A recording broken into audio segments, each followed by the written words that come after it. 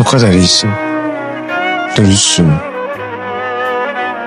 güzelsin ki. Gerçek olamayacak kadar mükemmelsin. Kimse senin yerini benim kalbimde tutmaz. Sana bakan gözlerim başka gözlere bakmaz. Benim möcüzem her şeyim, canımdan çok sevdiğim. Ne olar gitme yanımdan, kal ömürlük hayatımda. Aramızda olur bazen herden küsüp